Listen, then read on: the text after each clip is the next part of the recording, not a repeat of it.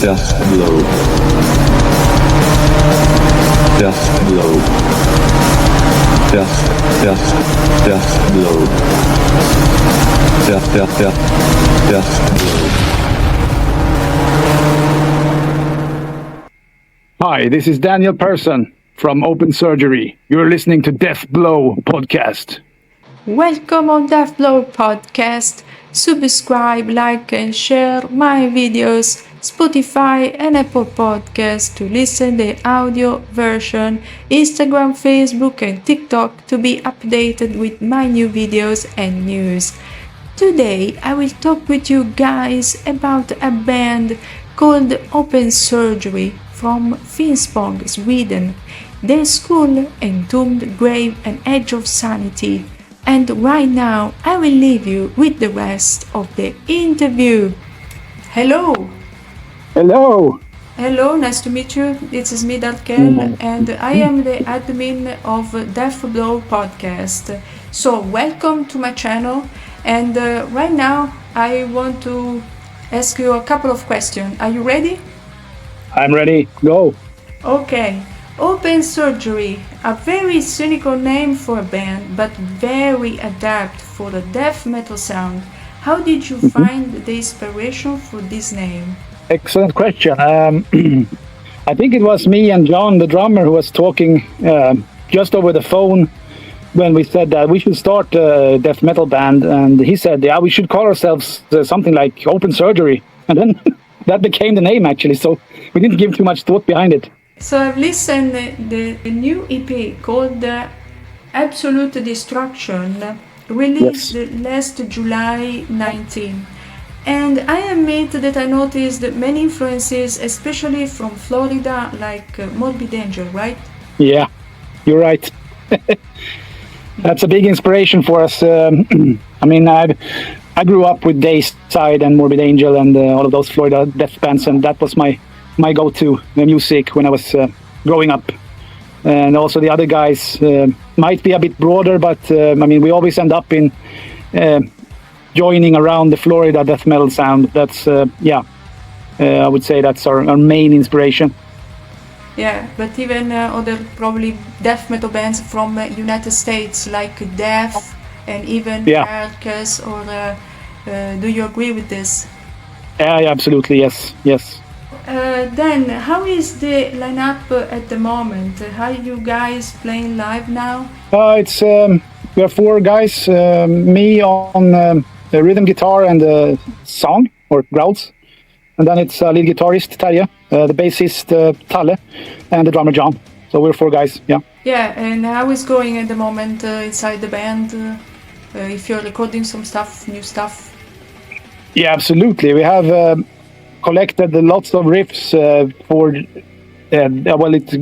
were written the same time as this record, so we have a lot of backlog that we need to do to make songs out of, actually. So yeah, that's what we've started. Then I was reading the lyrics of this EP. The theme of death causes like asphyxiation, suffocation, hypoxia are in all the album. Why did you take this concept?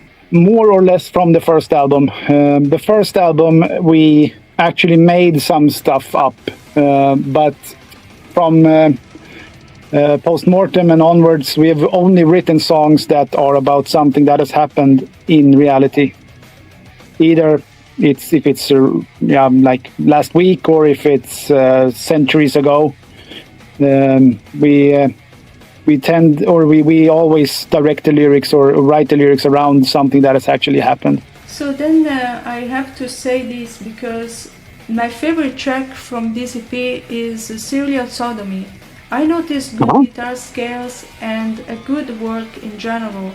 What can you tell me about the arrangements? It's great that you like Serial Sodomy. I mean, that's the one that for me is sticking out a bit actually from the other songs on the record, because it's a bit more trashy. And also John wrote all of those lyrics, so usually we help each other out, but he had that more or less finished when he presented the song. And I think John and I wrote that song together, so it's also a bit different because generally me and the guitarist Terje is writing a lot of songs together, and then John puts on his. He comes in and helps us out when we got stuck, more or less. And sometimes John has a riff or two that we build the song around. And then you guys come from Finspång in Sweden, and you formed this band in 2012. So much time ago. And yes. How did you guys start to play? How we learned to play? Yeah, I mean, I think all of us were interested in music from very young age. I myself started playing drums when I was like 10 years old, and then I went over to bass guitar, and then I started playing electric guitar in some stoner band, and after that we started this, or I started singing in a thrash metal band actually, and developed my vocals after that. So I mean, it's the journey that we've all taken. John is really not a drummer. He's a really good guitarist, but it's hard to find good drummers. But he's more of a multi-instrumentalist, I would say. How is possible that many drummers are not around, good drummers? Because I see that it's a big problem. Yeah, it's always been like that. I don't know why. I was never good enough playing drums, I would say. I'm not even good enough playing guitar in this band, but I mean, you do what you do, and we have fun together, and I think that's the main point, to have fun. To have fun, yeah. I think that it is really important to have fun in a band. So you have to enjoy playing music, playing guitar. That's true. And playing bass. Yeah. If there is no fun, there is no emotion, and the emotion is the most important thing in the music, Yeah, you're right, yeah. Yeah, so I really understand this. And Sweden is the land of extreme metal. The scene is very developed there. Is it true? Yeah, it's true. There are a lot of venues, and there are a lot of clubs that have gigs, but somehow the mid-range venues have actually stopped having concerts with metals. So it's either very, very big bands or the underground scene, unfortunately. Let's see how it develops in the future, but right now it's... Yeah, go ahead. Yeah, how is possible that or too much famous bands or too much underground? How is possible this, and why? Yeah, I think there's been a lack of regrowth. When I grew up, there were concerts every summer in the park here in Finspång, and they had local bands playing, and that's when I realized that I wanted to play music as well. I want to be on stage and play for people. But that has died out in many cities, I think. So, I don't think that people engage themselves as much anymore in arranging things. And that's, I hope that changes in the future.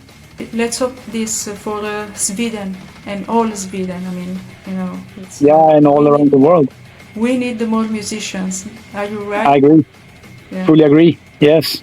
In the album cover of this EP, there is a person with a gas mask reading a newspaper. What does represent? Who cooperated for this artwork? Well, the picture is actually taken from, I think it's 80 years old medical book, doctor's book, which they studied to become doctors. John found it in some old, where you can buy all of our artwork is from that book so far. We've taken all of our images for that from that book. Yeah, exactly. So, well, from that medical book, we have taken all the pictures, and this picture was, I don't really know what it represents. It's some kind of lung improvement or air test or something from that book. So, but we thought it was, you can interpret a lot of it into that picture. So I think it's a really good picture in that respect. So this EP was recorded at Cut Industry Studios. I don't know the pronounce. I'm very sorry about this. How has been to record there? Yeah, sorry. Yeah, it's actually our own studio. It's meat industry in Swedish, kött industri, which we call our own studio. So we did everything ourselves. How is to build a studio by your own? No, but it's. I think it's quite common now that you have your own equipment to record everything with. Since the computers, everything. Sure. Yeah, broke through. So it's a lot easier and much cheaper today to have your own studio. But I mean, it's also common that you record everything yourself, but then you leave it to someone to mix and master it. But no, we have the competence. Both Terje and John are educated in sound engineering, so in the university. They have the background, and they are really good. I tend to stay out of it because my ears are not good enough for mixing and that stuff, but they get it done, yeah. Does your band still work with BVR Records? Oh, yeah. Yeah, that's more or less our own label. So, yeah, we give out the music ourselves, or yeah, so to speak. Yeah. It's all handmade by ourselves. In Finspång, your town, it was famous for this studio recording called Unisound, managed by Dan Swanö. Do you know it? Oh yeah, it's like 700 meters from here, maybe. Wow. How is it to live near a special place? Many good albums were recorded there. Yeah, I don't know really. I mean, it's more or less holy ground, I guess, for some people. Yeah. Sacred ground. I've never reflected so much on it. I mean, when I grew up, I saw Dan Swanö from time to time on concerts and stuff here in Finspång. I guess he lives in Germany now, and that's more of a mixing and mastering stuff, recording. But I hear that there are people visiting Finspång just for that reason, to see that house where Unisound was in the basement. Yeah, it became a sort of new museum in a way in your town. Yeah, more or less, yes. Death metal or black metal as well, museum. Yeah, that's why, because I'm a huge fan of black metal, so I definitely understand what does it mean for people to go physically in a place where black metal albums were recorded, you know. So I understand. Horror movies are a source of inspiration to write the music. Do you agree? Movies? Yeah, horror movies. Oh, maybe, but I mean, sort of. But the main inspiration is actually historical events or current events. Take Psychotic Flamethrower Maniac. That song was supposed to be about Pat O'Brien when he got mentally ill and blew up his house and ran with knife towards cops and stuff. But we didn't find enough facts to write about on that, so it actually ended up with some German guy who used a flamethrower in a daycare or something and killed a lot of children. So everything is, well, maybe that the descriptions of a murder could come from a horror movie, but it's all a actual event that has taken place that is the inspiration. Do you read the books, or what is the best way to write some songs? Yeah, I mean, the best way to write lyrics, you mean, the texts? Yeah, the text, the lyrics. Yes. Well, it depends. Sometimes it just comes into my mind, but generally me and Terje sit down and we try to find first how the lyrics should go. I mean, how many words we can fit into the verse, for example, if it's 4 rows of text. And then we build on that. We find what we want to describe, like a story. Could be from a me perspective, or could be from an outside perspective. I mean, we try to vary it so it's not the same view all the time. And I mean, synonym finders on internet is really good when you want want a different word. You don't want to use the same word all over again. Then we try or I generally just go online and see what kind of word is it for the same thing, and then see if that fits and find cool words more or less. Sub-Zero Suffocation is another great track from this album. What can you tell me about the video? Yeah, the video was recorded in our studio. We didn't have much experience in video editing before, but it turned out that the DAW, the digital audio workbench that we use, Reaper Audio, actually can handle video as well. So that's it. In the end, it was very fast to do it because we only had to record a couple of angles on each person, and then we just cut it together in a familiar computer program. So in the end, it was really fast. We just selected what scenes to or clips to show. So, yeah, I could say it was that fun. I could say that it's a great video. So Oh, thanks. yeah, it resulted very good. I am a video editor myself, and not Okay. professionally, but I do it not only for the podcast, but even for the videos about Bathory, and I do a lot of stuff, and even about Yeah. Mayhem, because my inspiration is of course black metal, and I really enjoy doing it, and so I think that the result is very good. I really enjoy doing it. So I really understand that it's a form of art. It's another form of art. It's another form of expression. So I think that this is what counts at the end, right? Yeah. I mean, it's another step for us, another level, I would say. It's really fun to do that as well. So I think we will do more videos in the future. Absolutely.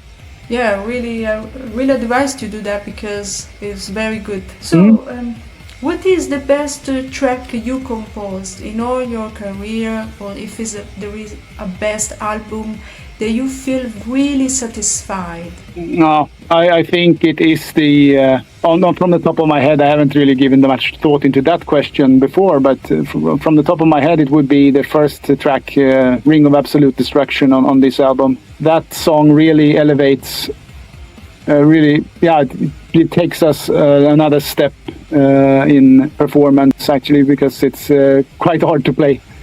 But when we nail it, I mean, you feel really good about yourself that you actually got yourself through that song.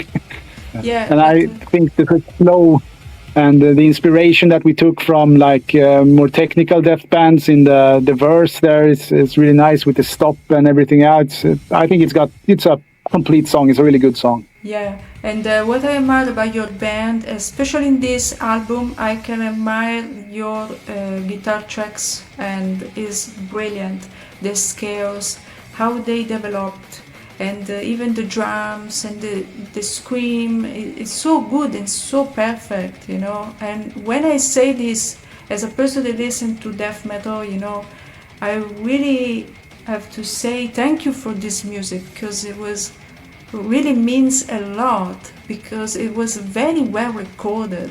Oh, yeah, thank you so much for saying those nice words. I mean, we only do things that we like ourselves, so it makes me really happy to hear someone else also like our music. Yeah, putting together Morbid Angel and of course the sound of Swedish death metal, Entombed or Grave, and mixing all together, I think that is the maximum expression of music.